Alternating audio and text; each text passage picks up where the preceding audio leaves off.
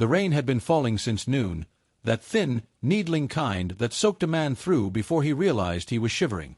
By dusk it turned heavier, drumming on the empty plains as if the sky itself were hollowed out and grieving. Calder Boone rode slow along the forgotten wagon road, his coat pulled high, brim dripping, breath curling like lonely smoke. He wasn't headed anywhere, just away. Away from the ranch that creaked with memories, away from the mistakes that lived in every floorboard. Folks in Briar Creek whispered that Calder Boone carried bad luck like a saddlebag, and some days he believed them. A man could get used to silence if he walked with it long enough. A man could start thinking he deserved nothing else. Then he saw movement ahead, small shapes huddled beneath a half-collapsed supply shelter. Shadows pressed tight together, trembling. Calder slowed his mare. His breath held. 7 children. Thin jackets plastered to their skin, faces chalky from cold. The oldest boy, 14 maybe, stood like a frail guard dog in front of the others. He didn't raise a weapon, didn't even raise his voice. He simply straightened his spine as if pride alone could hold back the storm. Calder dismounted with a soft grunt, lifting both hands so he wouldn't spook them. "Evenin', son," he murmured, voice low, warm. "Rough night to be out." The boy narrowed his eyes. "We don't need help, sir." It was such a strange answer, so rehearsed and weary, that Calder felt something twist behind his ribs. "No shame in needin' help," he replied. "Reckon even the earth needs rain sometimes." A small girl, 6 or 7, began crying soundlessly. The eldest boy placed a hand on her shoulder, jaw clenched so tight it trembled. Calder stepped forward, then froze. A figure staggered out of the dark behind them. A woman. Soaked through, hair matted against her cheeks, one twin clutched in each arm as her knees buckled. Calder lunged, catching her just before her face hit the mud. Her skin was cold as river stone. She tried to speak, but only a ragged breath escaped. Calder gathered her up, cradling her carefully. The eldest boy shouted, "Ma!" and fell to his knees beside them. She was light, too light. Her bones felt like they'd been sculpted from exhaustion. "Easy," Calder whispered to her unconscious form. "I've got you." For a moment, he simply knelt there in the mud with her in his arms, rain beating on his back, the children staring at him as if waiting for the world to crack open and swallow them whole. He looked at the sky, at its bruised underbelly, at the storm that showed no mercy. He looked at the children, each one trembling, lips blue, clothes soaked, hope thinning like breath. And he looked at the woman, her lashes trembling, her pulse fluttering against his thumb. A familiar ache rose in his chest. Loneliness recognizing loneliness. He didn't know her name yet, but her story was already heavy in his arms. He could leave. Ride into town, fetch help, avoid the gossip. Folks already said he was soft in the head, carrying burdens that weren't his. But as he studied their starving faces, their shaking hands, something inside him settled into place like a door finally clicking shut. "There's room at my cabin," Calder said softly. He wasn't talking to the children. He wasn't even talking to her. He was talking to the part of himself that had gone numb years ago. He hoisted her gently against his chest, wrapped his coat around her shoulders, and nodded for the children to follow. The eldest boy hesitated, fear and pride warring in his eyes. Calder turned, meeting him with a steadiness that felt ancient. "I swear on what life I've lived," Calder said. "I mean you all no harm. Let me help." The boy finally nodded. Calder lifted the smallest ones onto his mare, then guided the others to climb behind. His boots sank deep into the mud as he walked, carrying their mother as the storm raged around them. It took nearly an hour to reach his cabin. By the time they arrived, the lantern inside glowed through the fog like a lone star. Calder pushed the door open with his shoulder, warmth spilling out, wood smoke curling like an embrace. "Inside now," he murmured. The children hurried toward the fire, steam rising from their clothes. Calder laid the woman, still unconscious, on his bed, covering her with his thickest quilt. Her face in the lamplight looked like it had known too many storms and too little sunlight. As he knelt beside her, brushing wet hair from her cheek, he whispered something he hadn't said in years. "You're safe now." The cabin creaked softly, as if approving. For the first time in a long while, Calder Boone realized his home, once hollow as the sky above, was no longer empty. Not tonight. Not anymore. Morning crept in softly, like it was afraid to disturb anyone. Calder Boone stood at the stove, stirring a pot of thin broth, watching the steam swirl in tired ribbons. He kept glancing over his shoulder at the woman sleeping in his bed, still wrapped in his cedar-scented quilt. The children lay scattered on folded blankets near the fire, little hands curled into fists, breath steady and warm now that the storm had passed. For the first time in years, his cabin felt lived in, as if the walls themselves were easing out long-held sighs. Maribel Harlow stirred. Her eyes fluttered open, confusion swimming inside them like silt unsettled in river water. She tried to sit up. The effort made her wince. Calder stepped forward, hands raised gently. "Easy now. Storm's over, but your body's still payin' for it." Maribel scanned the room, her children, his cabin, him, then looked down at her hands as if ashamed to be seen waking in another man's mercy. I'm sorry," she whispered. For what? She didn't specify. Her voice sounded like someone apologizing for being alive. Calder shook his head. "There ain't a reason under the sky for you to say that." But she simply pulled the quilt tighter around herself, eyes avoiding his as if kindness was a thing that burned. The small things that hurt the most. Elias, the eldest boy, was the first child awake. He rose silently, shoulders squared as if ready for a day of work on a ranch he didn't own. Calder saw how the boy tried to tuck away his fear beneath a man's posture. "You're safe here," Calder offered. Elias nodded but didn't believe it yet. Junie woke next, brushing the sleep from her eyes with delicate hands. She went straight to check on her mother, touching Maribel's forehead with gentle fingers. Tobias crept toward the window, peeking outside as if expecting danger to be perched there. Ruthie began stacking Calder's firewood, trying to be useful, even though each piece wobbled in her small hands. Calder watched it all with a tightening in his chest. These children knew too much about survival and not nearly enough about being children. The first gesture. When Maribel tried to stand, her knees buckled. Calder caught her arm, steadying her. She pulled away instantly, withdrawing like a flame touched by cold wind. "I can manage," she murmured, even though she couldn't. Calder stepped back, not offended, not wounded, just careful. He recognized that kind of pride. It wasn't arrogance. It was armor. He ladled broth into a tin cup and handed it to her, watching her fingers shake as she accepted it. "You didn't have to," she said. "I know," he murmured. That was all. But it was the first thread in something beginning to weave between them. The weight of judgment. By noon, the rain had ended. Calder saddled his mare to ride into Briar Creek for supplies. When he arrived, heads turned, some with curiosity, others with that sharp-edged look that cuts before it speaks. Mrs. Latimer, the storekeeper's wife, narrowed her eyes. "Heard you dragged in that Harlow widow and her litter," she muttered loud enough for others to hear. Calder kept his back straight. Shame wasn't his to take. The preacher stepped out of the barber's shop, adjusting his coat. "Calder, son, bringing a woman and 7 children under your roof may invite misunderstandings." Calder met his gaze without blinking. "Then let 'em misunderstand." He bought extra flour, beans, blankets, a bottle of cough syrup for the weak little boy, Sam. He ignored the whispers. "He's desperate. He's lonely. He's making a mistake with that woman. She brings misfortune. Her husband died mysteriously. Did you hear?" Every word fell behind him like small stones he refused to pick up. What grows in quiet? Back at the cabin, Maribel was sweeping the floor, though she still looked faint. The children were tidying, folding bedding, trying to earn the air they breathed. Calder paused at the doorway, watching the scene. His home, once empty and silent, now hummed with tiny motions, small kindnesses, life. Maribel looked up, surprised to find him watching. She tucked a strand of hair behind her ear, cheeks flushing. "You shouldn't be cleaning," he said gently. "I can't just sit here. We've taken enough." Her voice trembled. Shame was braided into every letter.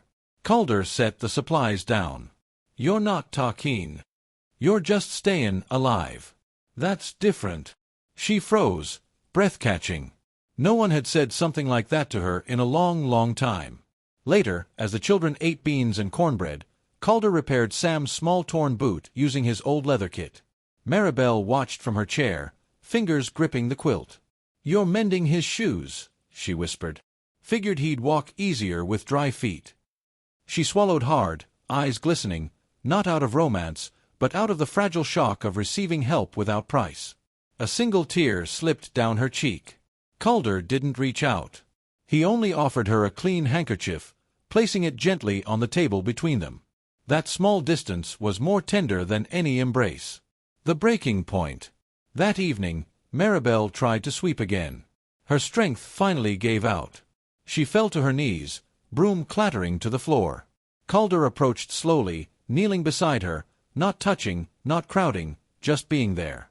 She didn't sob loudly. The quiet kind of crying is heavier. The kind you hide your whole life until a moment like this breaks something open. "I can't keep costing people," she whispered. "You're not costing me," Calder replied softly. "You're reminding me I still know how to care about something." She closed her eyes, hurt and healing mixing like dusk mixing with firelight. The storm gathering outside.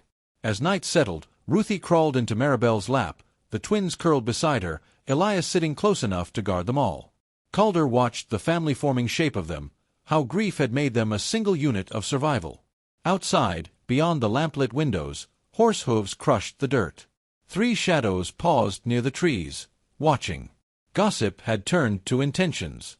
But inside the cabin, Maribel and Calder finally lifted their eyes and met each other's gaze, unafraid this time, unmasked. The fire between them wasn't romance yet. But it was light. It was warmth. It was beginning. The wind howled beyond the walls, carrying the promise of a confrontation neither of them could avoid. Yet here, for a trembling, quiet moment, they were at peace. A man with an empty house. A woman with a broken past. 7 children learning how to breathe again. And embers, soft but steady, glowing between need and grace. Night moved over the plains like a slow exhale, dark, heavy, expectant. Inside the cabin, the fire cracked softly, its warmth carrying the faint smell of cedar and ash. Calder Boone sat near the hearth, sharpening a small knife with careful strokes, not for violence but for readiness. The children slept in a soft scatter of blankets. Maribel dozed lightly, her back supported by the wall, the twins curled against her sides. But Calder wasn't sleeping. He'd heard the hoofbeats earlier. Too many to be a passing traveler. Too quiet to be honest men. He waited until Maribel's breathing turned steady before he stood and moved toward the door. The floorboard creaked. Maribel's eyes opened instantly, fear flaring like a match. "Is someone out there?" she whispered. Calder paused. "Yes." Her breath shook. For a moment, she looked like the storm was starting all over again inside her mind. Calder knelt beside her, voice low and warm. "They won't come through that door without me invitin' them. And I ain't invitin' them." She studied him, this man who spoke gently but carried steadiness like a second spine. "You don't have to risk yourself for us." Calder exhaled, eyes softening. "Maribel, you and these young uns walked into my life like a lantern in a long dark room. I ain't losin' that light." Her lips parted, but no words came. Only gratitude. Only a trembling ache. Only the feeling of something healing. The men in the dark. A sharp knock cracked against the door. The children stirred. Elias sat up, instantly protective, hand reaching for the small pocket-knife he carried. Calder lifted a quiet palm. "I'll handle it." He opened the door just wide enough to step onto the porch. 3 men sat on horseback under the moonlight, faces half-shadowed, bodies stiff with bad intentions. The leader, Vernon Coyle, strutted behind his smug grin like he owned every moral in the territory. "Well now," Vernon drawled, "heard you dragged in that hollow woman and her brood. Thought we'd save you the trouble of keepin' 'em." He spit into the dirt. "My brother lent her husband money, and that fool died before payin' it back. Debt falls to the widow. Hand 'em over." Calder's jaw tightened. "That ain't how debt works. And it sure as hell ain't how decency works." Vernon's smile thinned. "You protectin' her, Boone? You always were soft." Calder stepped forward, rain-darkened earth soft beneath his boots, the edge of night pressing against his spine. "I ain't soft," he said. I'm just done watchin' good folks get crushed because nobody stood up. Vernon leaned down from his saddle, eyes sharp like a hawk ready to tear. Last chance. Move aside. Behind Calder, he felt something shift. Maribel standing just inside the doorway. Weak, trembling, but refusing to hide. This debt was twisted from grief, she said, voice steady. Your brother never lent my husband anything. He gambled and lied to cover it. Vernon's face went red. You calling my brother a liar? I'm calling him what he was, Maribel whispered. Tired, mean, and looking for someone smaller to blame. Vernon drew his revolver halfway. The moment stilled. The night inhaled. Calder didn't reach for a weapon. He simply stepped between Maribel and the bullet that might come. I won't let you touch her, he said quietly. And that quiet was more dangerous than any shout. The turning of the night. Elias stepped onto the porch then, barefoot, shaking, but holding his pocket-knife like it was the only thing keeping the world together. You'll have to go through me too, he said. One by one, the other children appeared behind him. 7 small shapes, frightened but standing tall. There was something about that sight, those thin shoulders lifted against 3 armed men, that pierced the night in a way nothing else could. Even Vernon hesitated. Calder felt strength rise in him like a tide. Look at them, he said to the gunman. Does it sit right in your soul to scare children for a lie you know ain't clean? Silence grew roots in the dirt between them.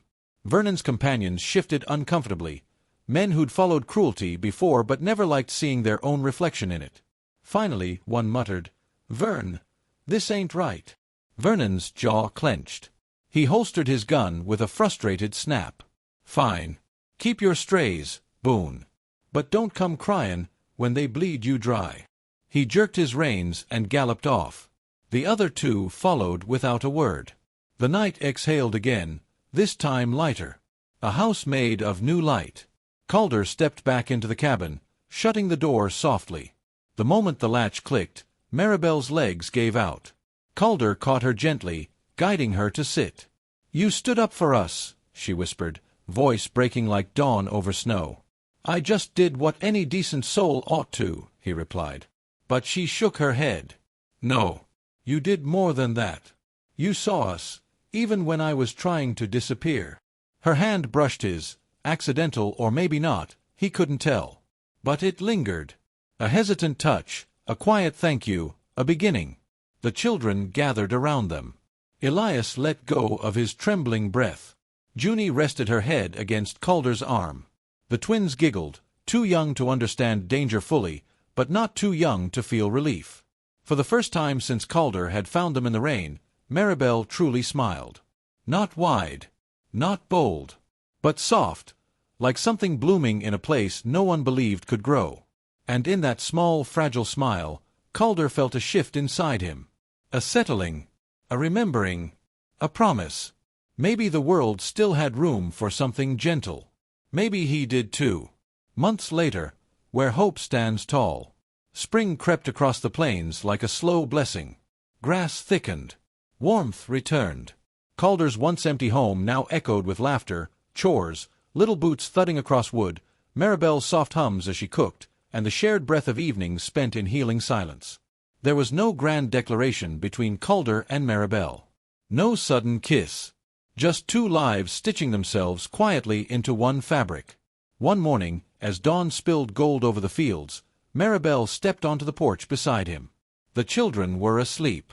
The world was still. You saved us, she murmured. Calder shook his head. We saved each other. She met his eyes, steady, warm, unafraid now. And in that look was their truth. Some families are chosen by survival. Some by grace. The wind moved gently through the grass. The cabin stood tall and full of life. And Calder, once a man made of loneliness, felt peace settle into his bones like sunlight into soil. Final poetic life lesson, addressed to the reader. Sometimes the world breaks you in quiet ways. Not with thunder, but with cold rain, and empty rooms, and nights where your name feels too heavy to carry. But hear this, traveler. There will come a moment when someone, a stranger, a friend, A tired soul with their own ghosts will stand in your doorway and see you as worth saving. And in that moment, hope will rise in you like a slow dawn, soft at first, then warm enough to build a life around. Hold on to that. Hold on with both hands, because even on the loneliest frontier, grace finds its way home. Always.